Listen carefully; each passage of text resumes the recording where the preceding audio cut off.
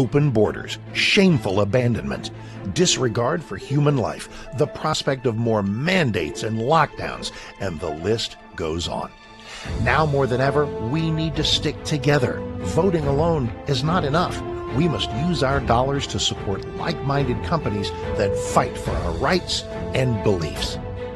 Patriot Mobile is America's only Christian conservative wireless provider who shares your values. Last year, we gave more than $500,000 to conservative causes. With your support, we'll give more than $1.5 million this year. It's time to band together and support companies that truly love America and fight for our freedoms. Will you join us?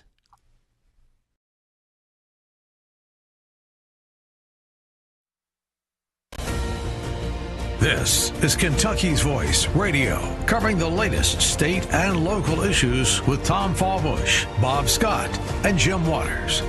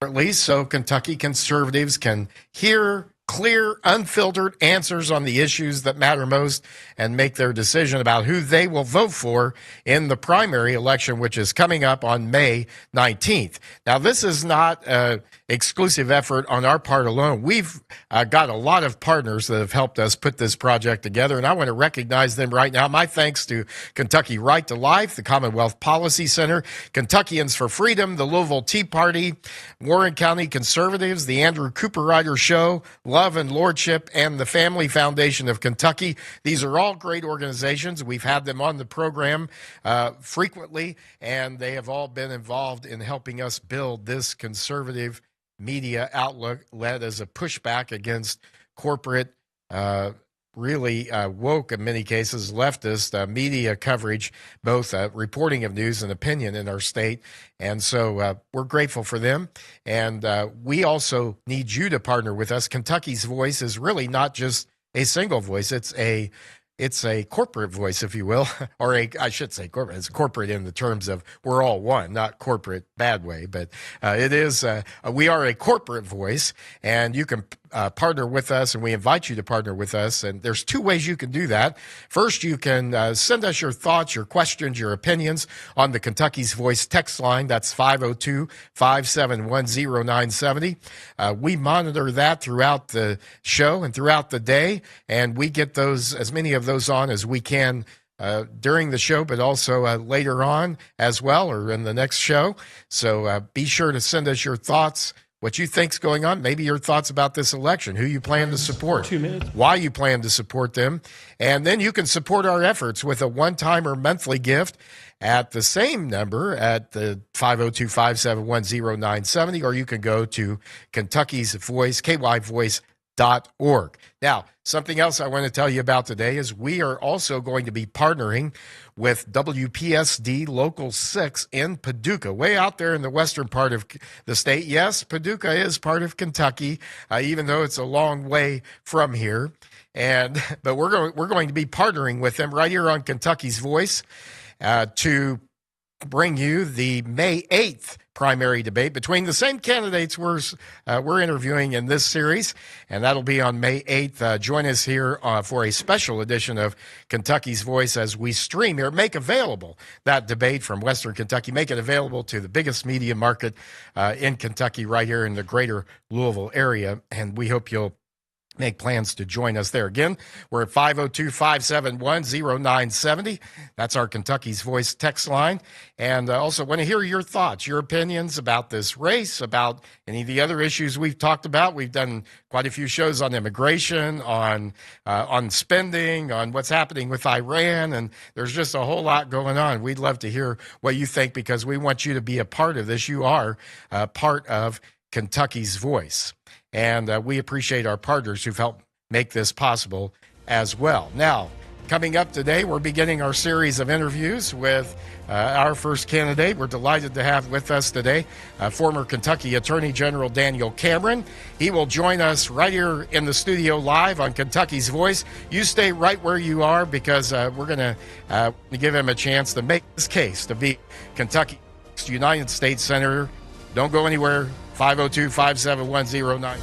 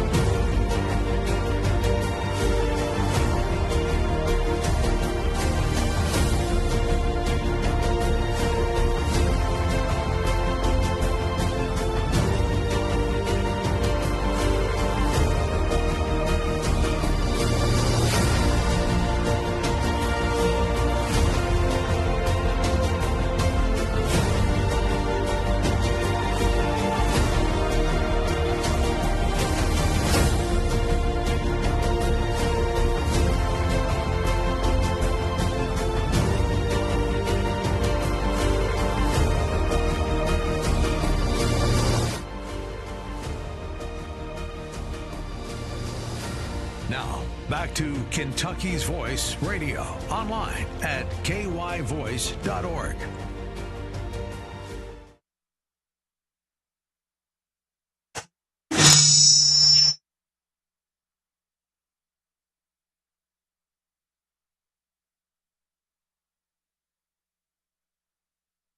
Right, Dan? We'll be with you at 12:34 and 7 on WBNA TV, Channel 21, right here in the greater Louisville area. And, of course, as we said, catch us on social media. If you're not in the area, you can catch us wherever you are. You can hear this show each weekday. But we've got today a special guest with us, and to begin our brief series with the Republican primary candidates for the U.S. Senate seat today, we're joined by former Kentucky Attorney General Daniel Cameron. Thanks for joining us, sir. Jim, thank you. And we appreciate you making it out today and this important season for Kentucky and for the future of our state. You're a rising figure in Republican politics. You made history in 2019 as the first African-American independently elected statewide in our state. And during your tenure as Attorney General, it was an active time. You were focused on some important issues: public safety, consumer protection, federal, state legal challenges, which are always and becoming even more, I think, pronounced across the country. You later became the party's nominee in the 2023 Kentucky governor's race, raising your national profile, and now you're turning your attention to definitely a national, more of a national profile federal spot for the U.S. Senate. So welcome back to Kentucky's Voice. We really appreciate you taking time to stop by today. Jim, thank you, and it's a delight to be with your listeners and your viewers. Always good to be with you. Well, we're going to dive into the issues in a minute, but all right. Let's start. I wanted to give you the opportunity, as I will for all candidates, to tell Kentucky voters, make the case about what differentiates you from your primary opponents. Let's start there. Is that okay? Yeah, I think the big thing is track record. Somebody who you know based on a level of trust that you have in that individual because of the things that they've already done.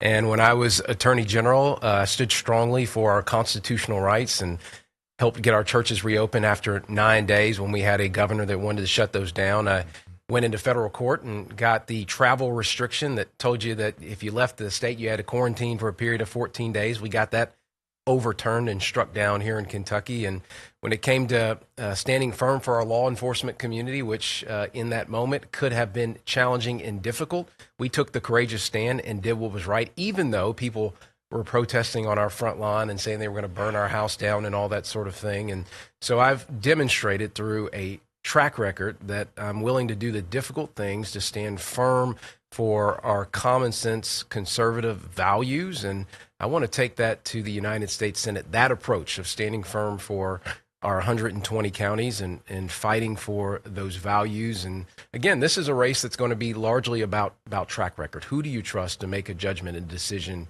in Washington that's going to best benefit our families? And who do you trust to walk alongside you as the next United States Senator from Kentucky? And that's the case that I'm making to the voters here.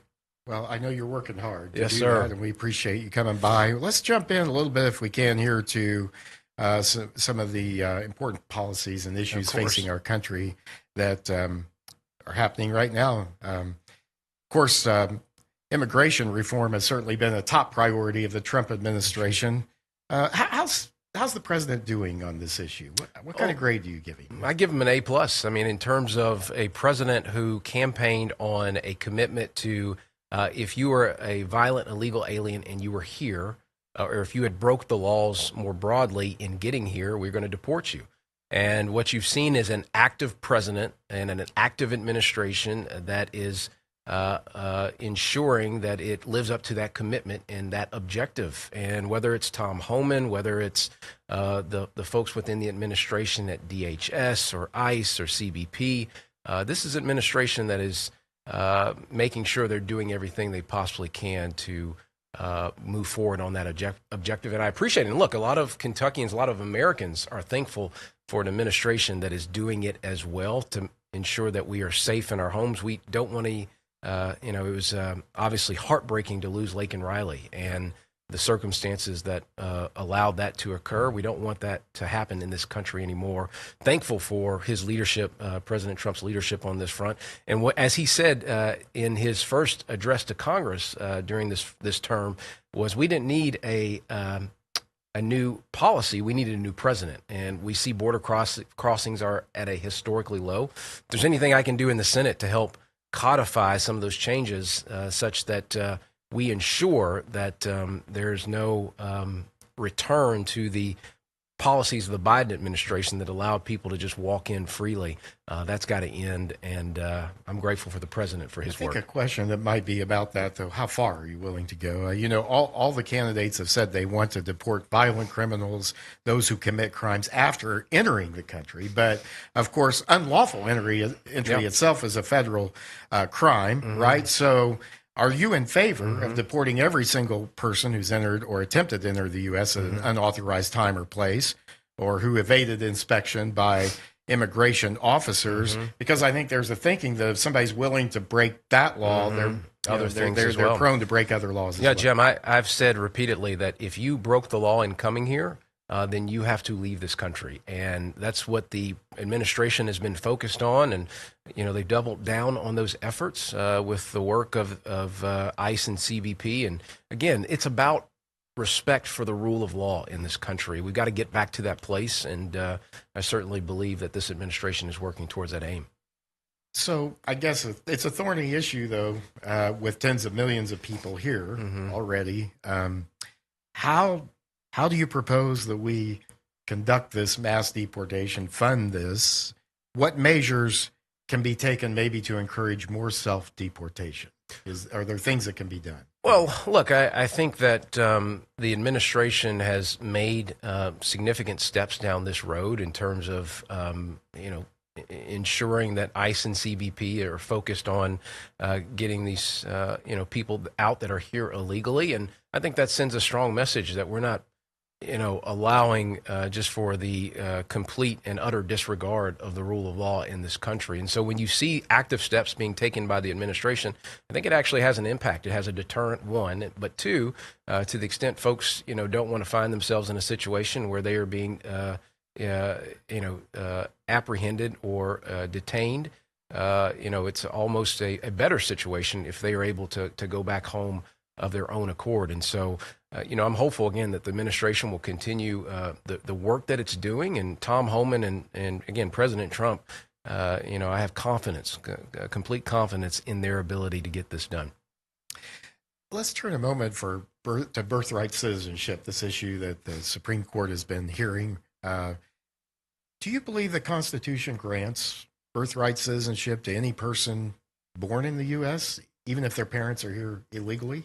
Well, look, I think the 14th Amendment obviously has, it came about because of, slavery and the changes that needed to be made there. What President Trump and the administration are focused on is we don't want people taking advantage of coming into this country so that they can give citizenship to someone else. And I think it's appropriate for the administration to have this conversation and, frankly, for it to have gone to the Supreme Court. And the best thing about the arguments in front of the Supreme Court is that they weighed very credibly the argument that's being made by the Trump administration, meaning that this is not some idea that doesn't have the strength of conviction and a case based on the Constitution. It does have a case. I look forward to seeing what the Supreme Court says on this. But look, again, I appreciate the courage that the administration has to ensure that, folks, my dear friend of mine, Eric Schmidt, who's the senator, one of the senators from Missouri, has talked about this. We cannot allow people to simply take advantage of the privileges of citizenship in the United States by breaking our laws to get here and then, having a birth here in this country simply so that they can claim citizenship. On the issue of migration in general and legal immigration, what are your thoughts about increasing or decreasing legal migration? Well, I'll just ask that and then we'll go from there. Well, what do you think generally? I believe that, this is a country in which we have to, and I appreciate what President Trump has done on this front. We've got to be focused on the American citizen. And how are we encouraging, incentivizing the American worker to get, one, a job, two, a better job, better wages, better salaries.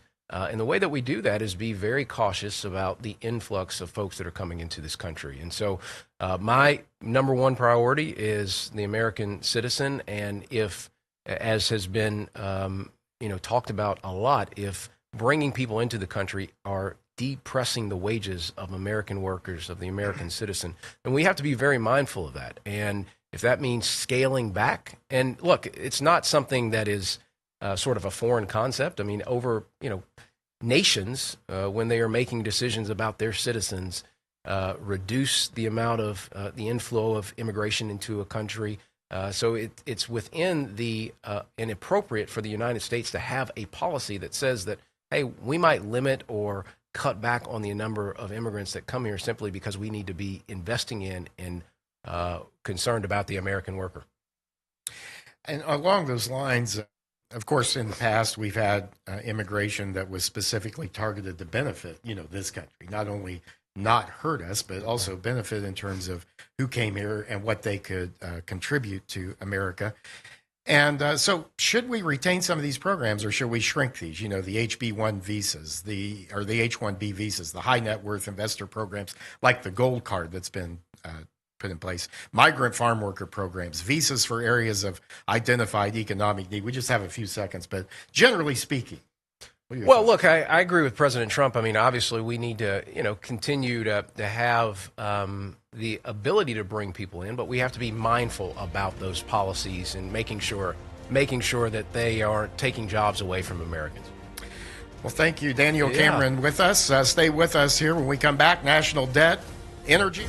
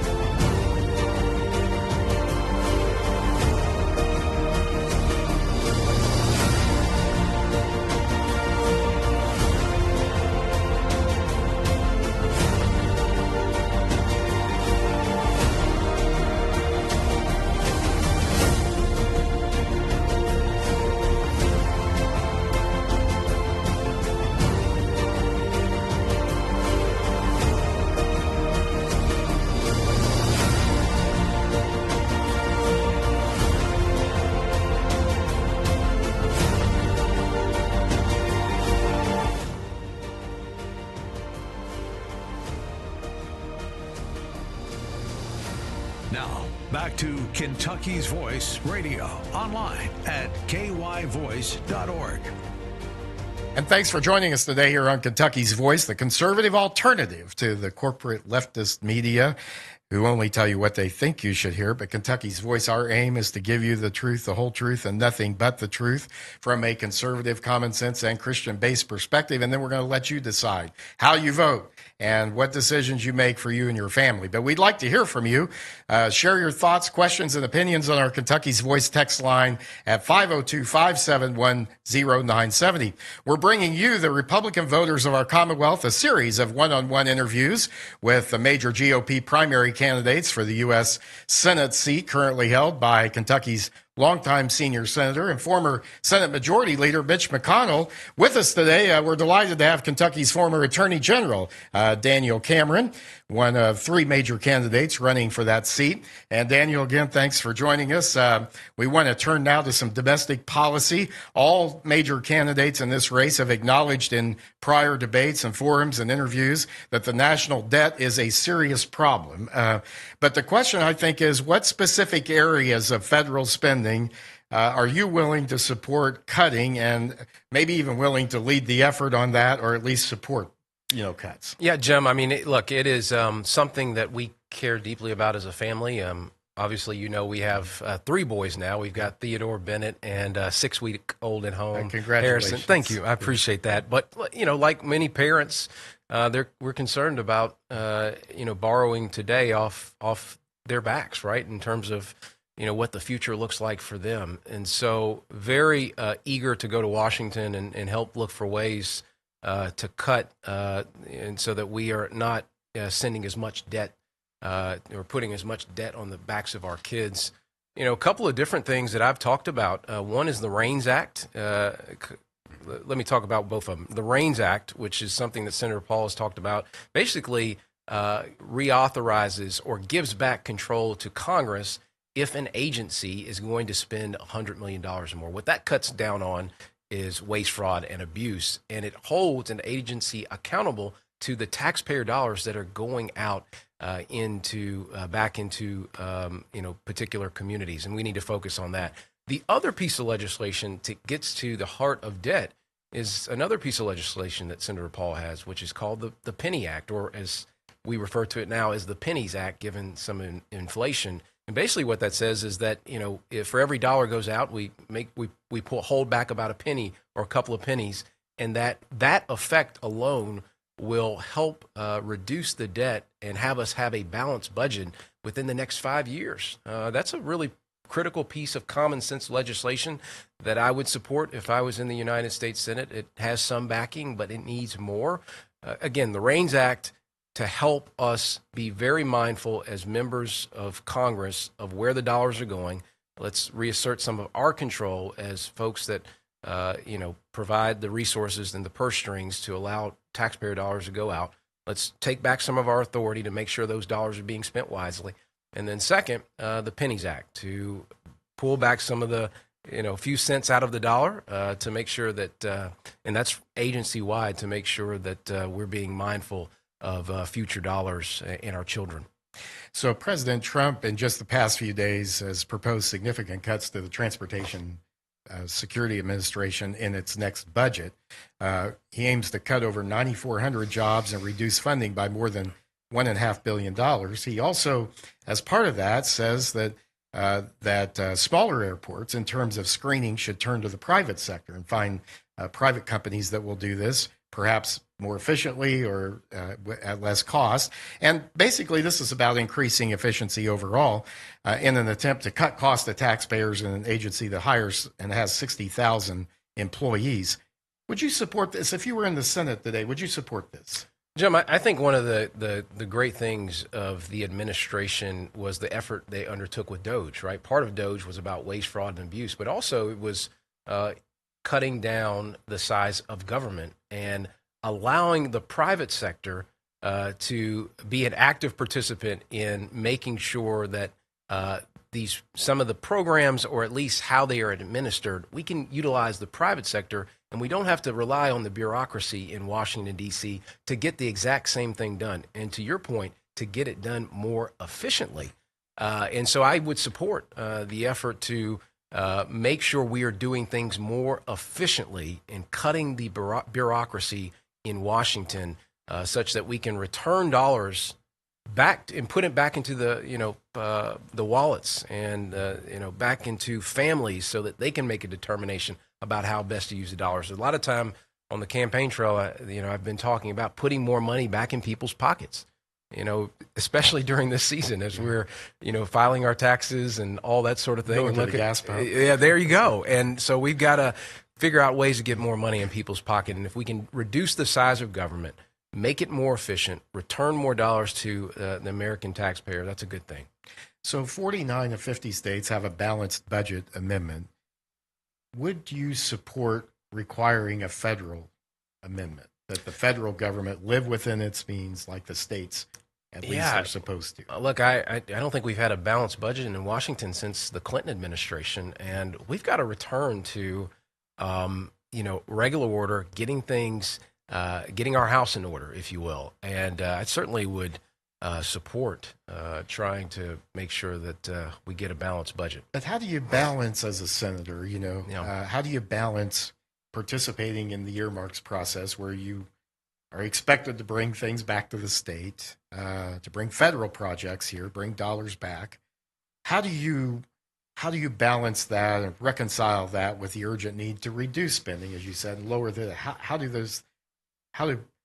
do you view that role of a senator? Well, I actually take a little bit of a different view of the role of a United States senator. I view it as an ability to be a convening authority. What I mean by that is, as I've talked to farmers down in West Kentucky, they're having to get, different, crops, or if they've got cattle on the farm and they need to get it processed, they've got to travel, dare I say, almost to Louisville to get that processed.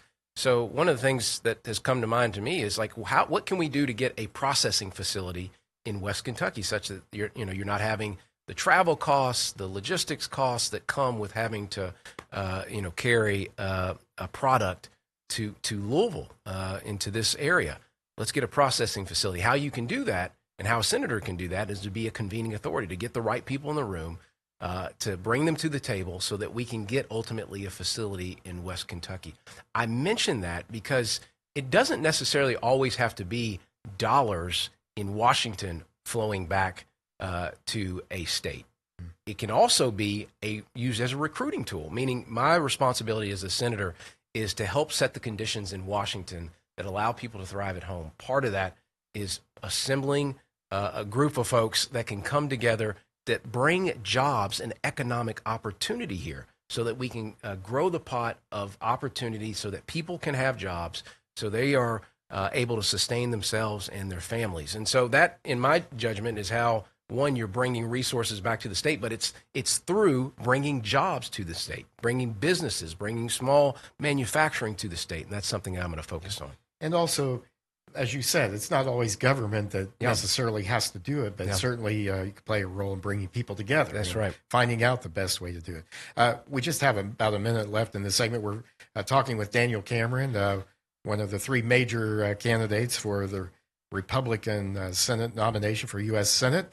Do you support reversing federal restrictions that limit American energy development? People are paying more attention to energy now, I think, which is great. And, we've seen some years during the Obama years, during the Biden years, when regulations hurt the energy sector, and Kentucky has a big energy sector.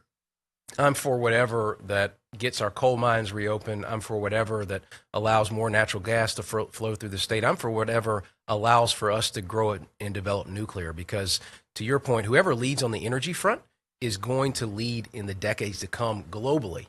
And the United States has the capability to be energy independent. And if there's anything I can do in Washington to help with that, I'm certainly going to be of that mindset. It not only will allow us to, take charge of our own future, but it'll give people jobs. It'll provide resources for our folks across our 120 counties. Very good. We'll have more with Daniel Cameron coming up. We're going to talk about foreign policy, the U.S. Supreme Court, and political independence. Thanks for staying with us today here on Kentucky's Voice. Don't go away. There's more to come.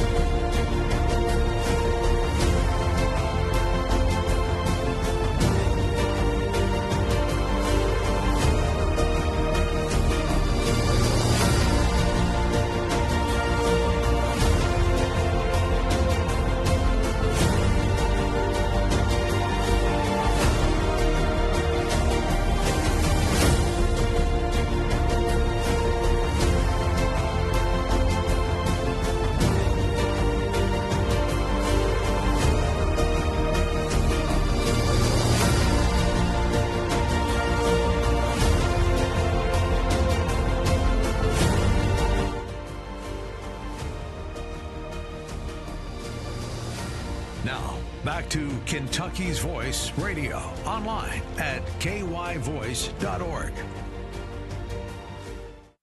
We are back on Kentucky's Voice. Thanks for joining us today. And we're interviewing in a brief series the three major candidates seeking the Republican nomination for the U.S. Senate seat currently held by longtime Senator and former Senate Majority Leader Mitch McConnell.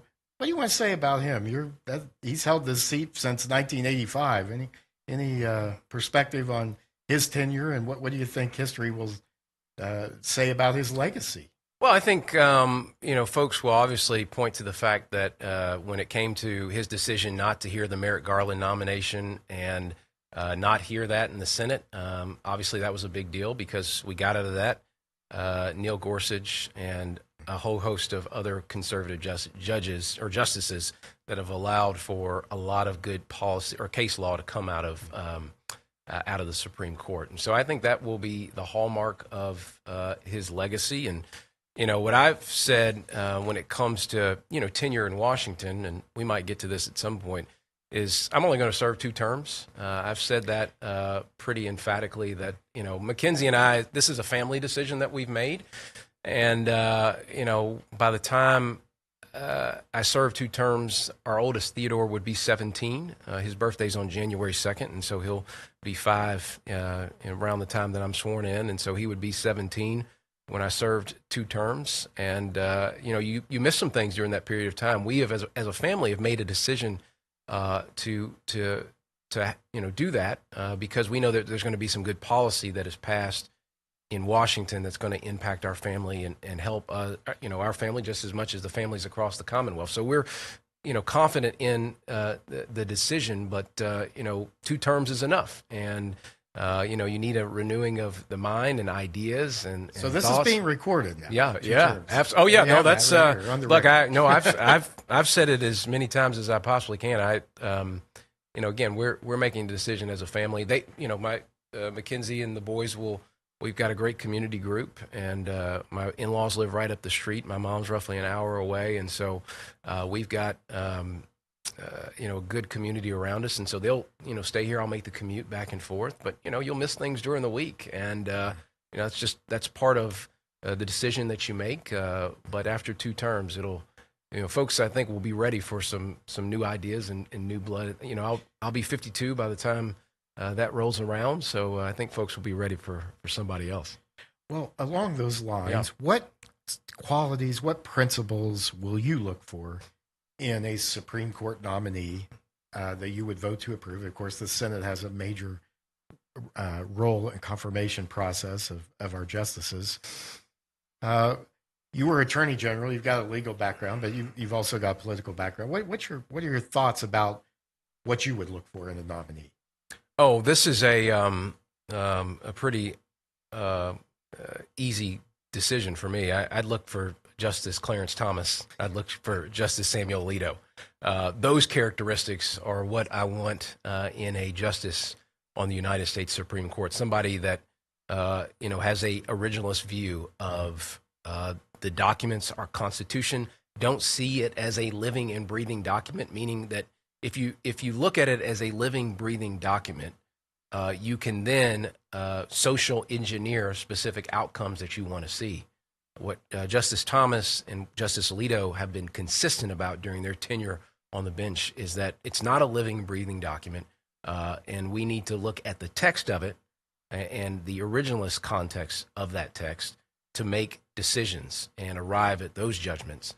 Not based on preferred outcomes, but based on what those documents say. And so that is the type of justice that I'll be looking for. And, if Justice Clarence Thomas has a son out there or a daughter out there, or right. if Justice Alito has a son or daughter out there, right. I'd be looking there first. Well, so let's continue with President Trump's legacy. Of course, he's got a couple of years left in office. But possible endorsement by President Trump is has been considered by some as the holy grail of this race. The campaign certainly coveted it for good reason in Kentucky, considering President Trump's huge margins of victory in all 3 of his campaigns here, some of the largest in the country.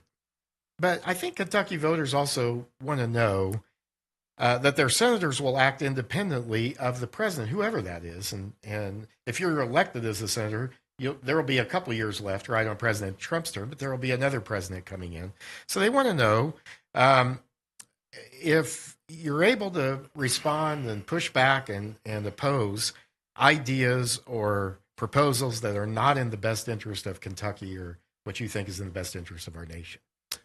Without doubt. I mean, my responsibility is to ensure that, one, that you have a senator that is standing firm for our Constitution, that is standing firm for the values of the men, women, and children of our 120 counties. And, as I talk about, standing firm for, the America First agenda. And what I'm grateful for is a president in President Trump that is focused and committed to the American work and to the American people. And so I will be with him without question. However, I do think it's important that, folks know is, first principles, again, Constitution, values of Kentuckians, and ultimately, as a Christ follower, I'm informed, my decisions are informed by my faith. I've talked a lot about my identity as a Christ follower before anything else, and that'll continue to be true for me. And anything specific that you disagree with the president about? Anything you could? Is there a policy issue that you may not share his position? No, I'm pretty pleased with President Trump's policies, and think. Look, I look. Some people talk about the economic agenda. I think of it from the lens of significant investment to the tune of billions of dollars here in Louisville at the Ford plant. That's going to secure, I think, 2,100 jobs there. I look at what's happened down in Harrodsburg in Mercer County with Corning glass and the glass that's made on the iPhone. Significant amounts of investment there. So, look, this is a president that's looking out for the American worker. I think of the decision that they've made on coal and the promotion of coal, and the recognition that here in Kentucky we have low-cost and reliable energy that primarily comes in the form of coal. And so a president that is looking out for our workers, that's looking out for energy independence, that is looking out for our values, I'm going to support him wholeheartedly. But, as I've said repeatedly, my responsibility is to the Constitution, is to the values. And look, the administration, I've got good friends over there. They, without question, will want a senator from Kentucky to let them know what's happening on the ground so that they, with policy-wise, administratively, they can move and shift based on what they're hearing from people on the ground. And this has been a president that has demonstrated that he can make changes, and he is willing to think outside of the box on any particular issue, and grateful for that flexibility that he has there. On Iran, President Trump has set a firm deadline for tonight. This is Tuesday. We're doing this to reach a deal reopening the Strait of Hormuz. He's made it clear that if Tehran doesn't comply, the U.S. will launch major strikes on Iranian infrastructure, including power plants and bridges. Is this the best solution regarding Iran? Well, look, Iran has been since the late 1970s terrorizing American citizens, funding extremist groups that are terrorizing American citizens. And so here was an opportunity, folks, you think about the old adage of Teddy Roosevelt saying, speak softly and carry a big stick. Well, President Trump speaks loudly and carries a big stick. And he is demonstrating in this particular regard that he is no longer going to put up. And, I think he has seen the same briefing materials that previous presidents have seen. But this is a president that acts decisively, whether it is in Iran. And I know this is a very fluid situation, right, because the president has made several statements, and I understand that 50 military installations were hit in Iran or targeted earlier today. And to your point, there's an ultimatum that's been laid down. So this is a president that takes decisive action to secure the best interest for the American people. And on top of that, let's look at what he did in Venezuela. I mean, for a number of years, we've been talking about the terrorism on our people that was coming out of Venezuela through the drug trade. And a narco-terrorist was in leadership there. He has removed Maduro from that position, and it's better for the American people. And I'm thankful for a president that's willing to take bold action on behalf of the American worker and citizen.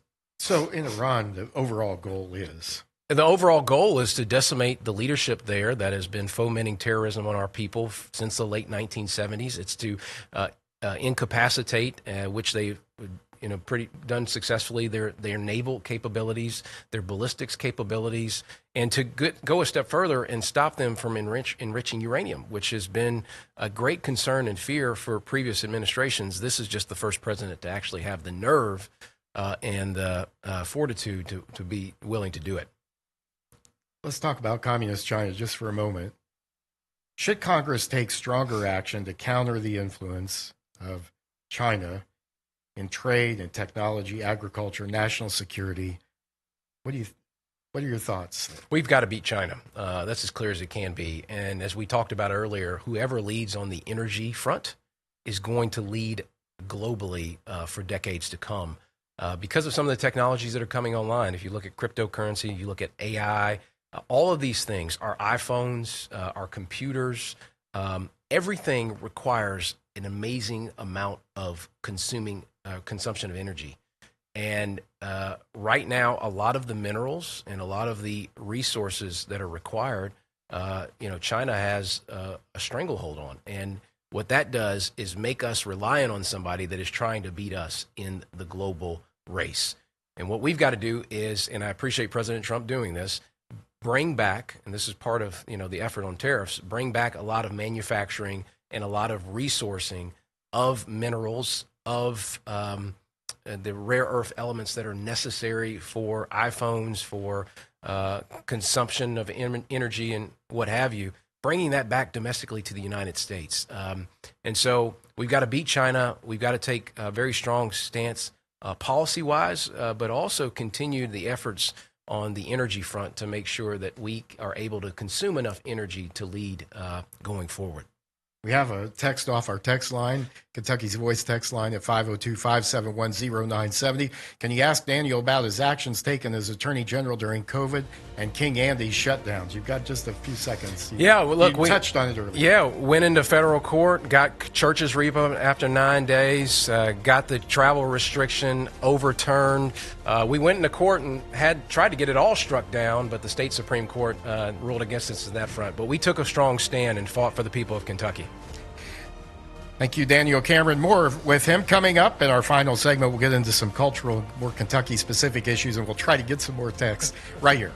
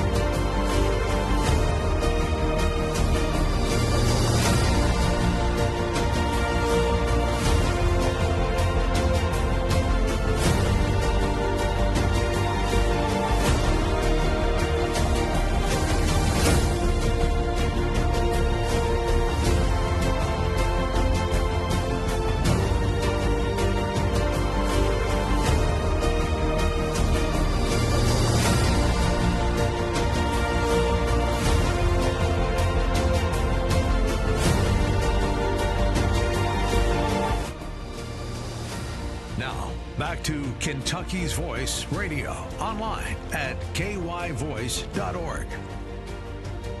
Thanks for joining us today on Kentucky's Voice. We're here each weekday, 11 to noon on 970 WGTK, on the radio live, streaming social media, and you can watch us on television this afternoon, 12:30 and 4, and this evening at 7 p.m. on WBNA TV 21, right here in the greater Louisville area.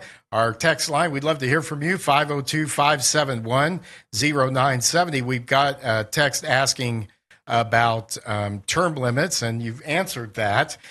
So thankful for having him on.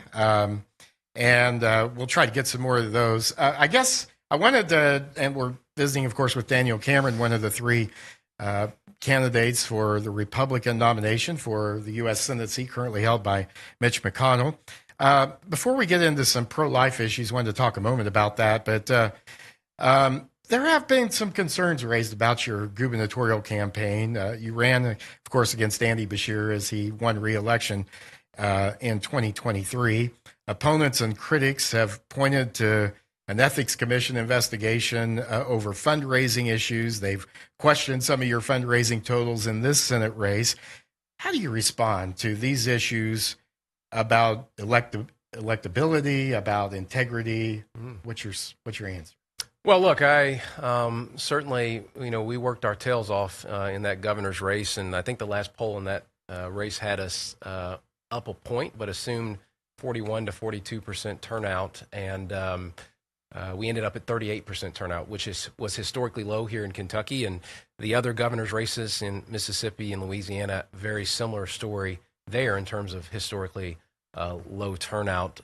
But my commitment in this race has been to ensuring that we are building grassroots relationships across Kentucky, and I'll go anywhere and have a conversation with anybody. And a couple of weeks ago, I was in the west end of Louisville talking to pastors and folks of faith there. And, I travel across the state, and people just want someone who cares about the issues and isn't going to be engaged in a lot of mudslinging. They're just confronting the issues that people face.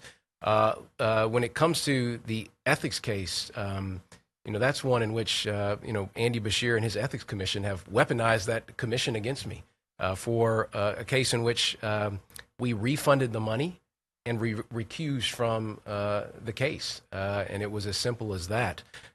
Look, I don't think anybody has ever, tested my or called my integrity or character into question.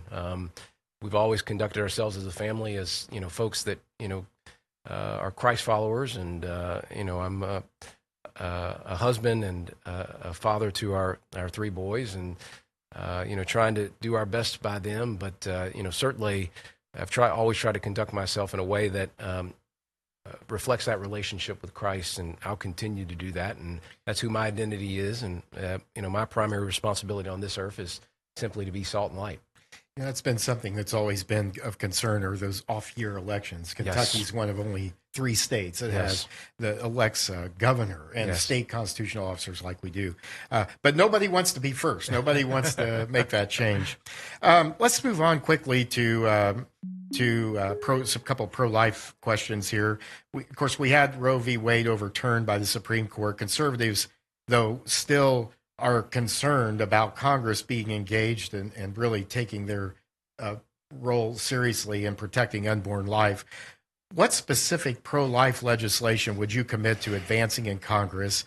We've had some successful state-level measures, safe haven baby boxes at fire stations, classifying abortion-inducing drugs as controlled substances, or prescription only outside emergency hospital settings. Where do you come down on that? What do you want to say about it? Well, on the baby boxes front, I think Kentucky can be a national model. And whether it's my friend Nancy Tate over in Meade County or Adia Wushner, who have fought pretty heavily on that front, that's certainly Kentucky can be a national model, and I would advocate for such in the United States Senate. The other thing I'll say as it relates to, the abortion pill, there have been studies that have shown that it can be a significant harm to women. And one of the things that happened during the Biden administration is they dropped what is referred to as the REMS, the regulations around receiving that medicine. You used to have to do certain things, and so I would be in support of restoring the regulations that were around that originally anyways. And I think that is obviously something that is important to securing the safety for women on this particular issue. But on baby boxes, I think that Kentucky, again, can be a model for the rest of the nation, and I would work to ensure that that is an opportunity that comes before the Senate. What's your position on a federal ban on abortion at any point in gestation? For example, late-term abortions, even at 39 weeks. Where do you stand on that? And we're going to try to get a couple more questions in, but we'll go ahead and. Yeah, look, I think Kentucky is, made, has settled this for our folks. And, to the extent there is federal legislation, I think we need to look out what are the harms that are occurring to women related to the abortion pill. That's got to be a priority, and we need to have committee hearings on that particular issue. And then on the baby boxes, I think that's important as well. But Kentucky is, I happen to know a little bit about that case because I was the one that was defending our pro-life law after Roe v. Wade, and so Kentucky's settled its position on that. And what I think is important for the United States Senate is how do we get back to where we were, which was a restoration of the REMS around the abortion pill and making the baby boxes available nationwide. So this off our text line, 502-571-0970, as we interviewed Daniel Cameron, one of the three major candidates for the Republican nomination for the U.S. Senate seat, currently held by Senator Mitch McConnell, who said he's not running for re-election. But this off our text line, and you'll like this, I think, Daniel Cameron is the only candidate not bought and paid for by billionaires or Washington lobbyists. Thanks for having him on. Oh, well, thank you. So, but I have to say this: we're going to have all the candidates on here. I better say. Oh, you can stop after. I'll this be. Yeah. Well, we could, but I would be stopping too. If you know what I mean. I understand. But we'll be having them on. Congressman Andy Barr will be here on. Will be on Thursday, and then Nate Morris, businessman who's in the race, also will be with us next Wednesday. Daniel Cameron, who do you turn to for professional and expert advice on spiritual, moral, cultural, governmental, business, military, and economic issues? The question was, will you rely only on your political colleagues, or will you have in your circle of influence people outside the government who bring real-world experience and deep knowledge on the wide range of issues that you'll face as a U.S. Senator? Jim, one of the things I've been really proud of during this campaign is we've been doing just that, whether it's our law enforcement council that we've assembled. Just yesterday, I unveiled a list of ag principles that I will take to me with Washington, and that was based on folks like Matt Gatzik over in Shelby County. That was based on Nikki Ellis, a good friend of mine who, works with pork producers and is, deeply involved there. It's based on conversations with Eric Hurd, a lot of folks, buddy of mine, Drew Langley from Hardin County, Ryan Bivens, Caleb Ragland. This policy was assembled with farmers, and whether it's farmers or some of the work that we're going to do in the prescription drug front next week, expertise is coming from people here in Kentucky, folks that are on the ground, living day to day, trying to earn a paycheck, trying to run a business. That is what I'm focused on. That's where I'll seek advice. And look, I tell people this all the time. My biggest cheerleader and advocate is my wife, Mackenzie, and we talk a lot about making sure I'm living up to the responsibility to be salt and light and run this campaign as a Christ follower. So I seek a lot of advice for her. My mom's praying for us all the time. She is a prayer warrior, and so she's working her tail off in this campaign too. And look, we've got a small but mighty team, but I'm thankful for every single person, our Team Cameron captains, the farmers, folks in the pharmacy world, our pharmacists, people in the coal industry that have gravitated to this campaign, folks that I've met with on the military national security front. These are all Kentuckians, law enforcement community. Over 100 officials have endorsed this campaign. Kentucky Right to Life has endorsed this campaign. These are people on the ground that I am thankful that are helping us make wise policy decisions and principles that we're going to take to Washington with us. On the right to life issue, one more question on that quickly, and then we've got a couple of great texts here. But would you vote to permanently codify the Hyde Amendment into law? Would you oppose any efforts to repeal it or expand federal funding, either directly or indirectly, for abortion providers or procedures? Yeah, look, I think the Hyde Amendment certainly needs to be taxpayers should not be paying for abortions, bottom line. And I would support work to ensure that taxpayers are not paying for abortions. So off our text line, 502-571-0970, your job is to balance our Kentucky interest with the national interest as our senator. I thought that was going back to the question of how you balance that need to, that's right, to bring people together to solve issues in Kentucky, but also you're on a national level. You're voting on issues that affect the whole country. What I've told people is when you talk to people out of the state, they say, why does this race matter to me? It's because the good policy decisions that I will vote on in support of people in Kentucky will help people across the country. So my responsibility is if God willing, given the opportunity, I'll be the junior senator from Kentucky, and so my vested interest is in the people of this Commonwealth. That is how I will view legislation that is in the United States Senate. That will first and foremost be my priority. Off the text line, I appreciate that your campaign ads are void of mudslinging and simply promote your goals. Well, so you got a good audience here today.